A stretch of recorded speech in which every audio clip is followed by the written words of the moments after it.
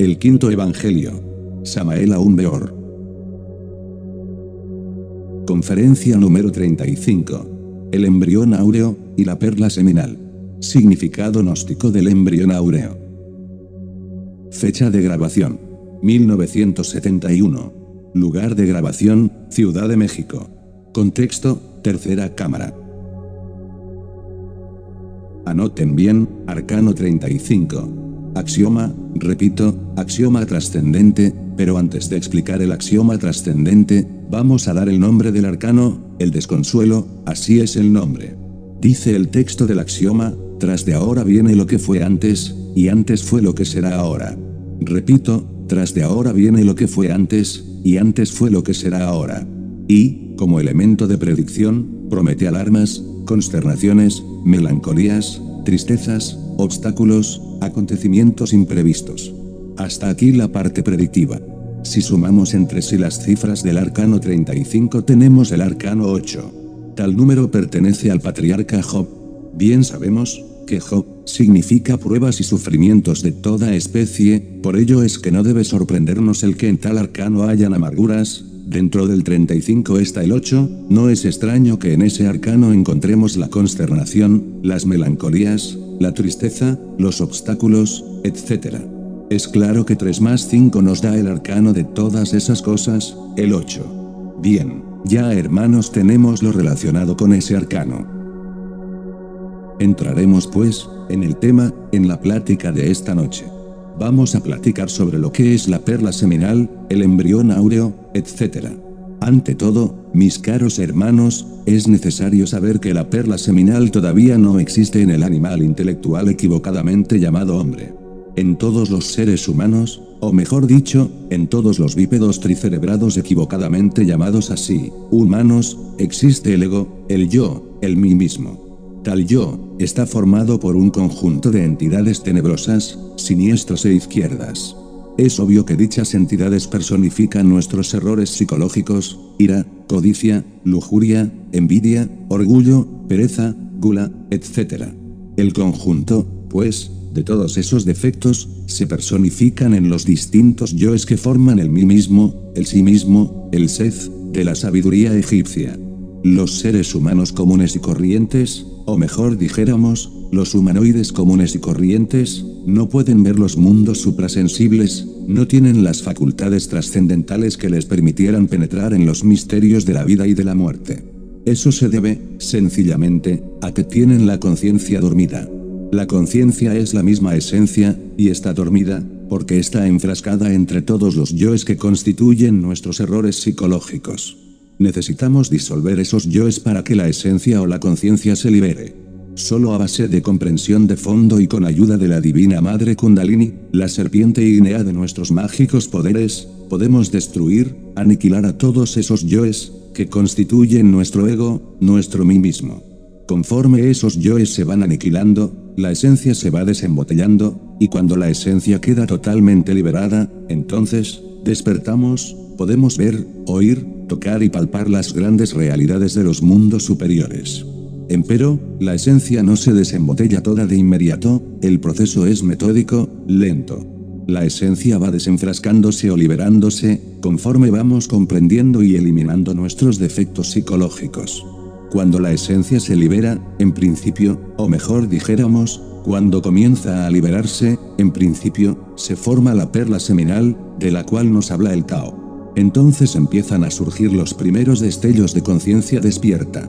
Tales destellos, tales relámpagos conscientivos surgen en aquellas horas en que el cuerpo físico se encuentra dormido en la cama, es decir, mientras vivimos en esos mundos sutiles de los cuales nos hablan los distintos escritores esoteristas. Comienza uno a darse cuenta de que está fuera del cuerpo físico, de que ya no pertenece al mundo físico, aunque tenga cuerpo físico. Es obvio que, durante el sueño, todos los egos, la esencia, están fuera del cuerpo físico. Pero las gentes entonces, sueñan nada más, y sueñan porque tienen la conciencia dormida. Cuando la conciencia comienza a despertar, los sueños desaparecen. Y cuando uno está bien despierto ya no puede soñar. Por ejemplo, en cierta ocasión, mientras trabajaba en el mundo astral, se me escapó un sueño de la mente. De ipso facto me di cuenta de que se me acababa de escapar un sueño y antes de que tomara forma en esas regiones suprasensibles, lo eliminé. De manera, pues, que no le di oportunidad como para hipnotizarme o fascinarme, porque yo vivo despierto en esos mundos y veo a los que están dormidos, cuando funciono en las regiones suprasensibles, por aquí, por allá y acullá, surgen millares de personas, gentes que andan dormidas parecen sonámbulos al caminar, gentes que jamás en su vida se han preocupado por el despertar de la conciencia. Esos soñadores hacen cosas verdaderamente absurdas. Verbigracia, un día de esos tantos, encontrándome en cierta casa, vi de pronto que la matrona de aquella residencia sale de su cuarto, se dirige a mí, me abraza ardientemente y hasta me besa. Yo sorprendido le dije, pero, señora, usted me está confundiendo. Sí, me llamaba por el nombre del marido, un XX fulano. Le dije, pero, fíjese, si usted está dormida y yo no soy su marido. Me viene usted a besar y abrazar y toda esa cuestión, pero si yo no soy su marido. Por un momento pareció reflexionar, y tuvo un despertar, mis caros hermanos, me miró luego de hito en hito, se pasó la mano derecha por sus ojos y una vez que se convenció de que yo no era su marido, me pidió excusas y se sintió avergonzada. Le dije, ¿se convence? Usted estaba soñando, usted creía que yo era su marido y no era tal.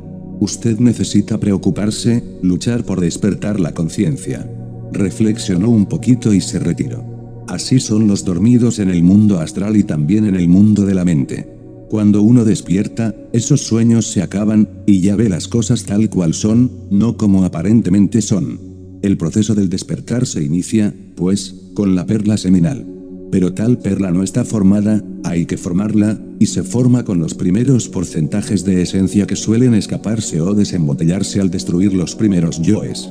En algunas personas comienzan a verse esos relámpagos de conciencia, en forma muy insípida, tales gentes se dicen, por ejemplo, a sí mismas, bueno, esto que estoy viendo es interesante, parece que estoy soñando. ¿Será que estoy dormida? ¿Será que estoy soñando? Es naturalmente, tal manifestación psíquica, un principio incipiente de conciencia despierta.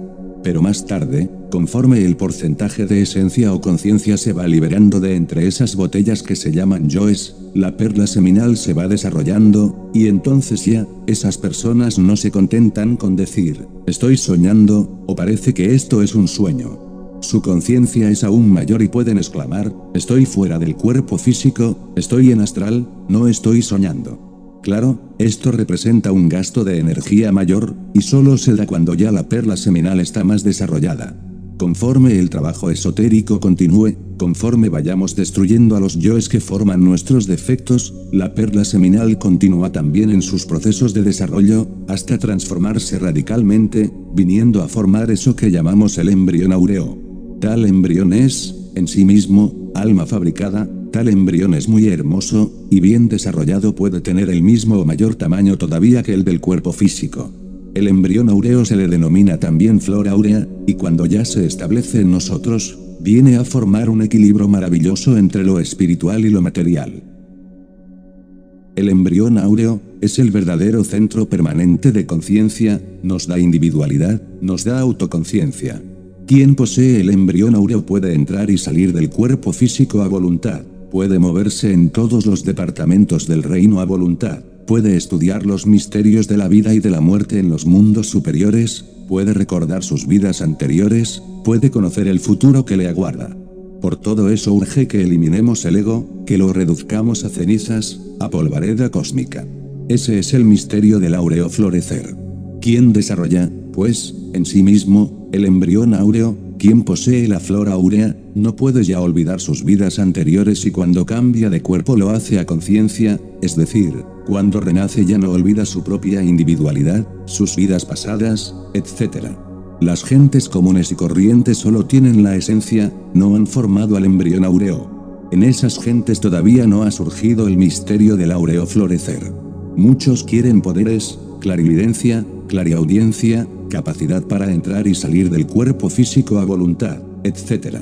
Yo les digo que quien desarrolle el embrión áureo no tiene por qué preocuparse por tales poderes. Realmente, los poderes son flores del alma que surgen en nosotros cuando hemos madurado, eso es todo. Quien posee el embrión áureo de hecho es clarividente, clariaudiente, telépata, puede entrar y salir del cuerpo físico a voluntad, puede visitar los mundos superiores, el astral, el mental, el causal, etc. El camino para la formación de ese embrión no es otro sino el de la disolución del yo, del mí mismo, del sí mismo. Tal yo, como les digo a ustedes, está formado por nuestros defectos, y estos últimos están personificados en los demonios de Seth. Cualquiera que estudie la sabiduría de los egipcios podrá evidenciarlo. Es urgente, pues, que los hermanos comprendan la necesidad de formar, en sí mismos, el embrión áureo. Cuando éste logra su plena autorrealización, su absoluto desarrollo, se convierte, dijéramos, en una gema preciosa, pues, ese es el objetivo real, no solamente de nuestra existencia, sino de todas las existencias anteriores o futuras. Una vez que se ha logrado que la flor áurea, que el embrión áureo resplandezca en nosotros, viene la unión con la superalma, esa superalma de la cual nos hablaba Emerson, esa superalma de la cual nos hablaba Goethe, el autor del Fausto. En lenguaje, dijéramos, de tipo orientalista o teosofista, tal superalma es conocida como manas superior.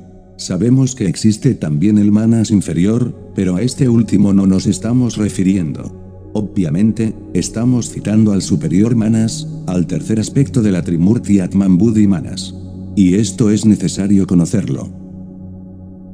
La fusión del embrión áureo con la superalma, nos convierte, de hecho, en individuos sagrados, en hombres auténticos, legítimos, verdaderos. Es difícil a simple vista hacer diferenciación entre lo que es un homúnculo racional o animal intelectual, y lo que realmente es un hombre auténtico. La realidad es, mis caros hermanos, que para ser hombre auténtico hay que haber adquirido el embrión áureo, hay que haber, también, logrado la fusión del embrión áureo con la superalma, y por último, hay que estar bien vestidos con el traje de bodas del alma, aquel famoso, Tusoma Eliacón de los viejos alquimistas medievales. Un embrión áureo bien vestido con su traje de bodas y debidamente fusionado con la superalma es, de hecho, un hombre auténtico. Tal hombre puede estar encarnado como desencarnado, pero es un hombre, donde quiera que se encuentre. El animal intelectual aparentemente es hombre, mas no lo es. ¿Por qué? Primero, porque no posee el embrión áureo, es decir, no tiene un centro de conciencia permanente, no tiene una legítima individualidad, no posee autoconciencia, por tal motivo es irresponsable. Dentro del solo hay un conjunto de yoes. Quiero salir a dar un paseo, dice por ejemplo el yo del movimiento, inmediatamente riñe aquel otro yo que se relaciona con el intelecto, y dice, no, yo no quiero paseo, yo voy a leer el periódico. De pronto aparece sobre la mesa del comedor el plato delicioso, y entonces clama diciendo el yo de la digestión, el yo del estómago, no, yo ni voy a pasear ni voy a leer el periódico, tengo hambre y prefiero comer. Vean ustedes, hermanos, esa riña de yoes. No hay allí, pues, verdadera individualidad. Allí no hay sino un conjunto de yoes que pelean por la supremacía. El que no ha desarrollado el embrión áureo, no es un sujeto responsable. Comprender esto es vital, mis caros hermanos. Además, el que no ha alcanzado el estado humano, aunque crea serlo, no lo es, porque ni siquiera está vestido con el traje de bodas del alma, es decir, con los cuerpos solares. Se parecen, pues, el animal intelectual y el hombre, pero son diametralmente opuestos, completamente diferentes el uno del otro. El animal intelectual es una semilla que podría desarrollarse y dar origen al hombre. Desgraciadamente, la mayor parte de esas semillas se pierde, rara es la semilla que germina. Millones de seres humanos, o de humanoides, mejor dijéramos, ingresan constantemente en la involución sumergida de los mundos infiernos. Muy raro es el animal intelectual que verdaderamente anhele la autorrealización íntima y que se sacrifique por ella. Cuando uno ha llegado a la autorrealización, cuando ha formado el embrión áureo, ya verdaderamente es hombre en el sentido más completo de la palabra. Así pues, les invito a ustedes a la reflexión. Hable, hermano. Pregunta. Maestro, mi pregunta, desde luego, no encierra nada de dobleces, es absolutamente sincera. Se dice que, mientras no logramos el desarrollado del embrión áureo, no somos responsables. Entonces, ¿quiere decir que si erramos mientras no hemos desarrollado el embrión, el karma no existe para uno? Respuesta del maestro Samael. Eso de responsable tiene varias acepciones. Decimos responsables en la forma de autoconciencia, responsables en el sentido trascendental de la palabra. Claro, que el karma existirá siempre, aunque a menor grado de conciencia, menor grado de karma. Por otra parte, a mayor grado de conciencia, mayor grado de responsabilidad. El que añade sabiduría añade dolor, dice Salomón. Somos irresponsables cuando no tenemos embrión áureo, dentro de un estado relativo y circunstancial, se nos compadece mucho, y realmente no se nos castiga con todo el rigor que merecemos. Pero cuando adquirimos el embrión áureo, nos hacemos verdaderamente responsables en el sentido trascendental de la palabra, y entonces pagamos el doble de lo que vale realmente la falta cometida, porque a mayor grado de conciencia mayor grado de responsabilidad. Así es que he querido hablar. ¿Hay alguna otra pregunta, hermanos? Pregunta. Maestro, el embrión áureo se dice que está formado en los bodhisattvas. El caso de un bodhisattva caído que tiene su embrión áureo, considero que no puede manifestarse en toda su expresión, por estar embotellado en el ego. Respuesta del maestro Samael. Así es. En los bodhisattvas caídos, por ejemplo, el embrión áureo está embotellado entre el yo pluralizado. Debido a eso, pues, duermen hasta cierto punto, no totalmente, sino hasta cierto punto. Tienen más responsabilidad y por ello se les castiga el doble. Los bodhisattvas caídos, si no se levantan, entran a los mundos infiernos condenados por 3 delitos. Primero, haber asesinado al Buda. Segundo, haber deshonrado a los dioses. Tercero, distintos delitos. Hay más castigo para el bodhisattva caído porque tiene el embrión áureo, por lo tanto él no tiene disculpa, a él la ley lo castiga en todo su rigor. Eso es todo. Hable, hermana. Pregunta. Maestro, en la actualidad, ¿hay algún ser vivo que tenga el embrión áureo ya desarrollado? Respuesta del maestro Samael. Si lo hay, yo soy uno de esos, a sus órdenes. Pregunta. Pero, fuera de aquí. Respuesta del maestro Samael. Pues, fuera de aquí, hay muchos bodhisattvas caídos, que tienen el embrión áureo desarrollado y hay también muchos bodhisattvas que no están caídos y tienen su embrión áureo desarrollado. De manera que esto de la disolución del yo es muy importante, porque mediante la disolución del ego conseguimos formar el embrión áureo. Es urgente disolver el ego, reducirlo a polvo, a cenizas. ¿Me han entendido? Bueno, hermanos, ¿hay alguna otra pregunta? Hable.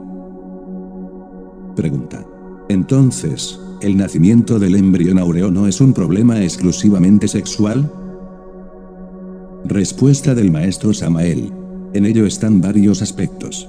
Si vamos a lo exclusivo, desde el punto de vista del sexo, es obvio que nosotros también somos hijos del sexo, porque nuestros cuerpos físicos se formaron mediante la cooperación de un zoospermo y un óvulo. En cuanto al embrión áureo propiamente dicho, también allí está la fuerza sexual.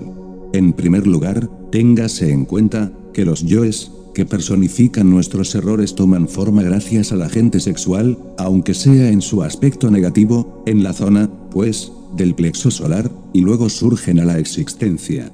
En otras palabras, lo ideoplástico cristaliza tomando forma mediante el agente sexual, en el plexo solar, y luego surge a la existencia en forma de yoes. Verbigracia, por ejemplo, hermanos, tenemos un impulso de ira, un coraje con otra persona, con ese coraje nos sentimos terriblemente irritados, quisiéramos golpear al prójimo. Entonces, esa actitud psicológica nuestra asume una figura, con nuestro parecido, con nuestros ojos, con nuestro mismo rostro, etc., una figura dentro de la cual queda embotellada parte de nuestra conciencia ofendida.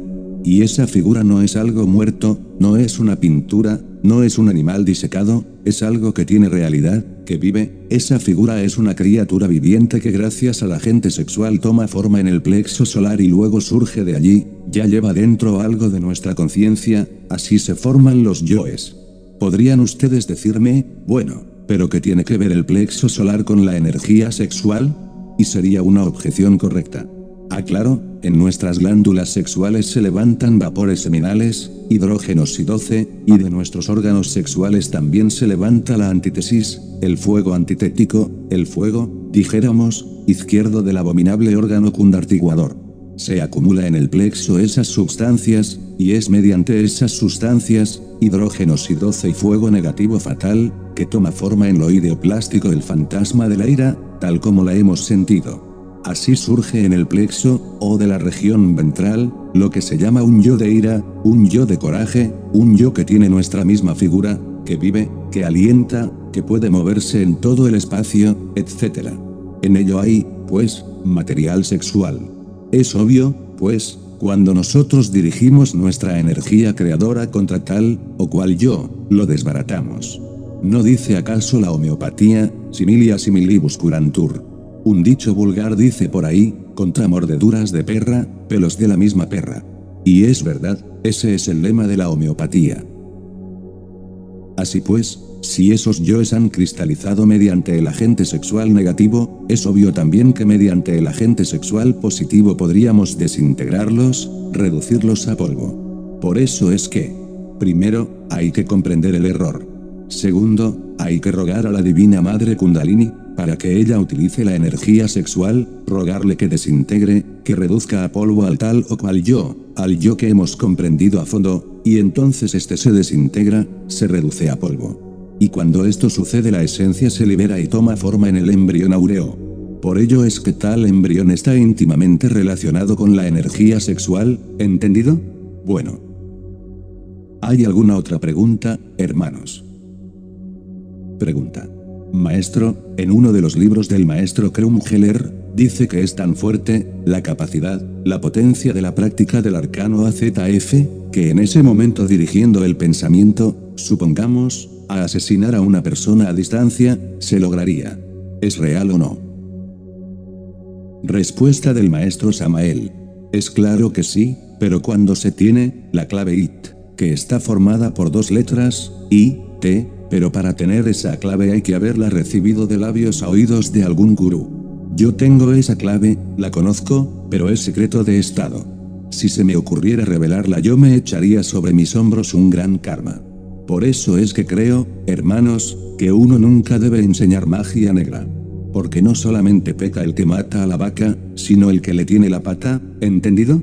¿Hay alguna otra pregunta? Pregunten, para que no queden con las dudas. Bueno, como no veo preguntas, continúo. Conocí a cierto caballero que ya desencarnó, un tal Omar Chiarencilindo, entre paréntesis, me permito nombrarlo, porque ya desencarnó.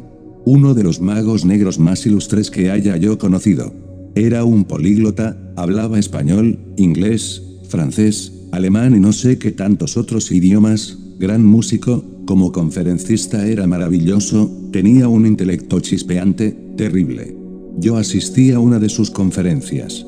Cuando lo examiné con el sexto sentido, pude ver que radiaba una luz azul muy hermosa, y un amarillo genial, sin embargo, su trasfondo era de un rojizo sanguinolento.